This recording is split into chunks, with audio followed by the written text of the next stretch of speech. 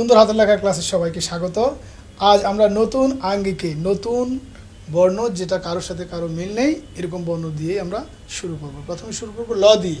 তো লটা যেভাবে আছে বইতে সেটা হলো এরকম আছে বইতে, এরকম আছে। বর্ণটি আসলে একটু ব্যতিক্রম আছে কিছুটা। তো এই বর্ণটি আমরা শুরু করব, আমাদের যে দুটো ঘর আছে মাঝখানে একটি লাল দাগ আছে, সেই লাল দাগ থেকে আমরা স্টার্ট করব। লাল দাগ থেকে আবার দেখাই, লাল দাগ থেকে রাউন্ডটা দিব এরকম। ওই যে আগে বলেছি উল্টো তিন, সে আবার ঘুরে ফিরে উল্টো তিনটা চলে এসছে, উল্টো তিন।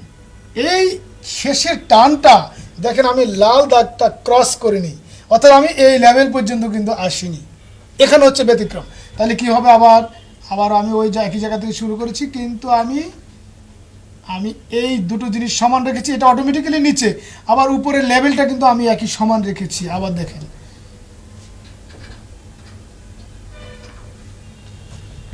আবার দেখেন, এবার আমি এটাটা দিচ্ছি, অর্থাৎ আমার এই অংশটা নিচে কিন্তু এই দুটো লেভেল সমান, এই শূন্যের শুরু আর এটাও সমান। তাহলে আবার আপনাকে যদি দেখাই তাহলে বিষয়টা এরকম হবে, এরকম হবে। এই হচ্ছে লটা আসলে একটু কঠিন আছে, কিছুটা কঠিন আছে। আবার একটু লটা দেখাই। শুরু করছি দেখেন আমি এই লাল দাগ থেকে রাউন্ড দিতে গিয়ে অটোমেটিক্যালি এই জায়গাটা নিচে চলে এসছে। তারপর আমি এটা দিব এবং এখন আমি মাত্রা দিব। আমার বর্ণের আকৃতি যতটুকু ততটুকু আমি মাত্রা দিলাম। তো এ হচ্ছে আমাদের লটা আরেকবার দেখাবো। অর্থাৎ উল্টা তিনের এই রাউন্ডটা যত সুন্দর হবে লটা তত সুন্দর হবে।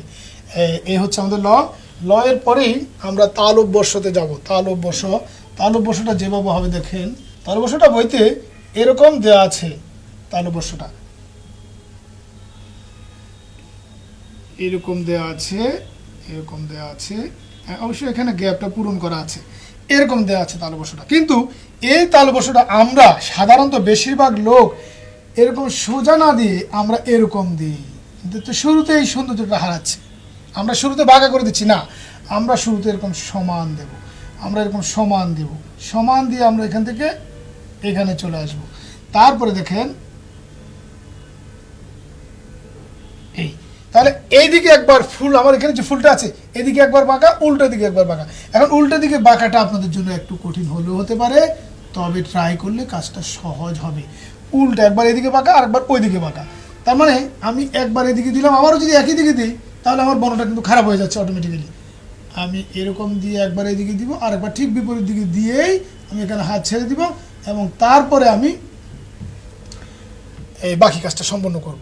তাহলে শুরু করলাম এখান থেকে এভাবে, দেন এভাবে এসে এইভাবে, তারপরে এখানে অর্ধমাত্রা। এটিও একটি অর্ধমাত্রা বর্ণ এবং এই বর্ণের উপরেও শীর্ষ আছে।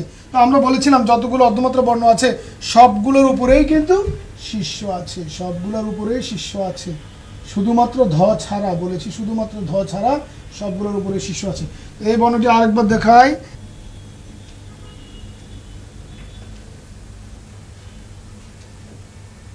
আচ্ছা, আপনার এখানে কিন্তু একটা গ্যাপ তৈরি হবে, যেহেতু আপনি পেন দিয়ে লিখবেন, পেন্সিল দিয়ে লিখবেন, সেভাবে আমি একবার দেখাচ্ছি একটু বড় করে। আপনার এখানে একটা গ্যাপ, এরকম একটা গ্যাপ তৈরি হবে, যেহেতু আমরা কলম দিয়ে লিখবো। আর যখন আমরা ব্রাশ দিয়ে লিখবো তখন অটোমেটিক্যালি এই গ্যাপটা থাকবে না, বইয়ের মতো এরকম হয়ে যাবে। তো এই হচ্ছে আমাদের তাল অভ্যস্য। তো তাল অভ্যস্যর পরে আমরা আপনাকে এখন দন্তস্ব, বর্ণের নাম হচ্ছে দন্তস্ব, কিন্তু অনেকে এটাকে বলে থাকে দন্তেস্ব, না আমরা বলবো দন্তস্ব। তো দন্তস্বটা অরিজিনালি বইতে এভাবে আছে, দন্তস্ব। খুবই একটা সুন্দর একটি বর্ণ, দন্তস্ব এরকম আছে। সেই বর্ণটিকে আমরা যেভাবে লিখব সেটা হলো, আমরা এই বর্ণটা শুরুতে আমরা এরকম একটি টান দিব। দেখেন আমি একেবারে লাইন থেকে শুরু করেছি, সবুজ লাইন থেকে লাল দাগের একটু নিচে গিয়েছি, প্রায় 50% গেলেও কোনো অসুবিধা নেই। দেখেন একেবারে 50%। আবার আমি এই লেভেলটা ঠিক রেখেছি, এই লেভেলটা ঠিক রেখেছি। আবার দেখাই, এই লেভেলটা অর্ধেকও আছে। আমি কিন্তু আর উঠবো না, আমি লাল দাগ থেকে আর উপরের দিকে উঠবো না। তারপরে কি করি দেখেন, হাত আর তুলবো না, এখান থেকে আমি উপরের ঘরের, এই দুটো ঘরের উপরের ঘরের আমি একেবারে অর্ধেকের মতো আমি রাউন্ডটা দিলাম। দেন তারপর আমি এই লাল দাগের এই অংশে আমি হাতটা ছেড়ে দিব, এখানে হাত ছেড়ে দিব। হাত ছেড়ে দেওয়ার পরে দেখেন এবার আমি এই অংশটা দেব। তাহলে এখানে একটা লক্ষণীয় ব্যাপার হচ্ছে, দেখেন এই অংশ থেকে এই অংশটা নিচে, এই অংশ থেকে এই অংশ নিচে বলেই এই বর্ণটি সুন্দর। দেখেন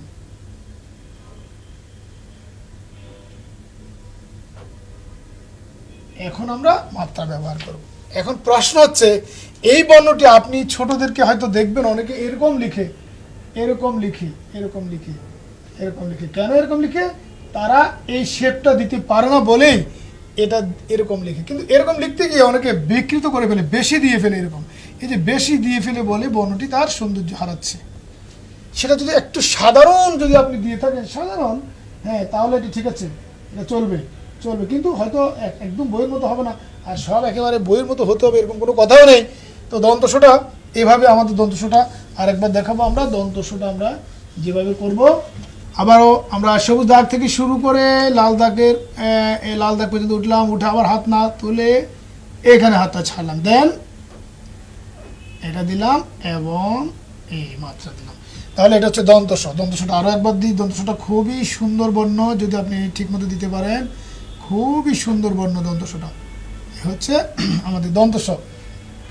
দন্তসর সাথে দীর্ঘইর একটা মিল আছে, এই জায়গাটাতে একটা মিল আছে, সে কারণে দন্তস্বয়ের পরে আপনাকে আমরা দীর্ঘইটা দেখাচ্ছি। দেখেন দীর্ঘইটা এরকম আছে, ওই যে দন্তস্বর সাথে এই জায়গাটাতে একটা মিল, এই জায়গাটাতে একটা মিল, এই জায়গাটাতে একটা মিল, সেজন্য এই পর্যায়ে দীর্ঘইটা নিয়ে আসলাম।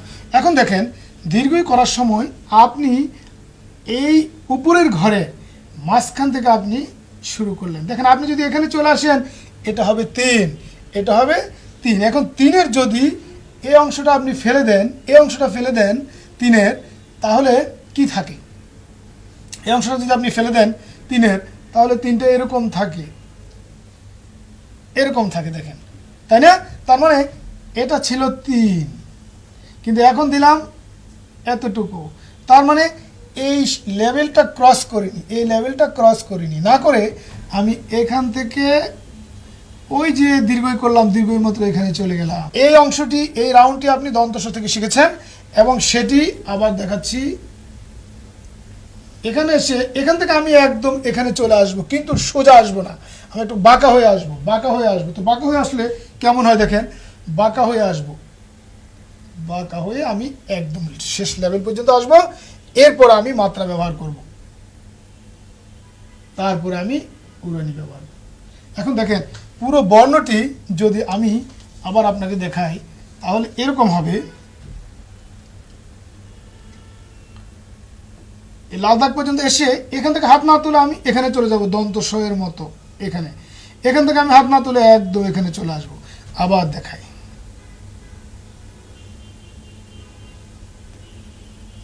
আবার দেখেন। এখন আপনি মাত্রা ব্যবহার করবেন এবং উড়ানি দিলেন। এ হচ্ছে আমাদের দীর্ঘই। দীর্ঘইটা যদি আরেকবার দেখায়, তাহলে এরকম হয়। এই হচ্ছে আমাদের দীর্ঘই। দীর্ঘই। এখন দীর্ঘইর পরে আপনাকে নিয়ে আসবো আমরা দতে। কেন? দয়ের সাথে দীর্ঘইর শেষ অংশের একটা মিল পাওয়া যায়, সেটা এরকম।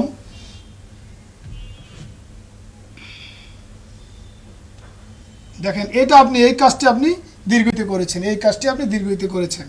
এখন আপনাকে সেজন্য এখানে নিয়ে আসলাম। তো প্রথমে সোজা টান, সোজা টানটা তো ইজিলি আপনি দিতে পারবেন। কতটুকু নামবেন, কতটুকু নামবেন এই ইনস্ট্রাকশনটা বইতে নেই, সেজন্য আমরা এরকম দুটো ঘর করলাম এবং নিচের ঘরের অর্ধেক পর্যন্ত যাবেন, নিচের ঘরের অর্ধেক পর্যন্ত যাবেন, নিচের ঘরের অর্ধেক গিয়ে উপরের ঘরের অর্ধেক পর্যন্ত যাবেন, কিন্তু বাঁকা হয়ে, রংধনুর মতো বাঁকা হয়ে। কীরকম? রংধনুর মতো বাঁকা হয়ে উপরের ঘরের অর্ধেক পর্যন্ত যাব। এখন আমি ওই যে বললাম আমি এখানে চলে আসব, কিন্তু ডাইরেক্ট না, বাঁকা হয়ে, বাঁকা হয়ে এভাবে আসবো আমি। তাহলে আমি বলেছি যে নিচের ঘরের অর্ধেক পর্যন্ত আপনি যাবেন, অর্ধেক পর্যন্ত গেলেন, উপরের ঘরের অর্ধেক পর্যন্ত যাব এবং আমি বাঁকা হয়ে একেবারে শেষ প্রান্ত পর্যন্ত চলে আসলাম, দেন আমি মাত্রা দিলাম। এটি হচ্ছে দটা। দেখেন আরও সুন্দর করে আপনাকে দেখাচ্ছি। আপনি নিচের ঘরের অর্ধেক যাবেন, উপরের ঘরের অর্ধেক যাবেন, হাত ছাড়বেন না এবং শেষ পর্যন্ত আসলেন। আবার দেখেন এই শেপটা যদি বাঁকা হয় খুব সুন্দর হয়। এটি হচ্ছে আমাদের দ। দ এবং দীর্ঘ এর শেষ অংশটা, এই শেষ অংশটার মধ্যে মিল আছে। ল, তালব্য, দন্ত স, দীর্ঘই দ। তো সেই বর্ণটি আমি আরেকবার একটু আপনাকে দেখাতে চাই। প্রথমে ল, আমি বলেছি মাঝখানের এই যে লাল দাগ আছে, সে লাল দাগ থেকে শুরু করলাম আমি, আর হাত ঘোরানোর সাথে সাথে সে এখানে চলে আসলো এবং এটি হলো আমাদের ল। এ হচ্ছে ল। আচ্ছা, ল থেকে এবার এর পরের বর্ণ হচ্ছে তালব্য। প্রথমে সোজা, তারপরে এদিকে একটা ফুল বাঁকা, এদিকে একটা ফুল বাঁকা, দেন আমি লাল দাগ পর্যন্ত এসে ছেড়ে দিলাম এবং উপর থেকে শুরু করে এখানে একটি অর্ধমাত্রা দিলাম। এটি একটি অর্ধমাত্রা বর্ণ। বর্ণের নাম হচ্ছে তালব্য স। তালব্য স। এখন দন্ত স। দন্ত স বলেছি এই লাল দাগ পর্যন্ত এসে হাত না তুলে এই লাল দাগে এসে হাত ছাড়লাম এবং এখন এটা দন্ত স হলো। আবার একটু দেখাই, পরের বর্ণ হচ্ছে দীর্ঘই। দীর্ঘইতে এই অংশটা কিন্তু মিল পাবেন, আপনি দারুণ মিল পাবেন। এ হচ্ছে দীর্ঘই, এ হচ্ছে দীর্ঘই। আর দীর্ঘের এই অংশের সাথে একটা দয়ের একটা মিল আছে। বলেছি শেষের নিচের ঘরের অর্ধেক, উপরের ঘরের অর্ধেক, দেন বাঁকা হয়ে শেষ প্রান্ত পর্যন্ত আসবো এবং এটি হচ্ছে আমাদের দ। বন্ধুরা, বেশি বেশি অনুশীলন করবেন, তাহলে আপনার হাতের লেখা সুন্দর হবে, সঠিক হবে। সবাইকে ধন্যবাদ জানিয়ে শেষ করছি।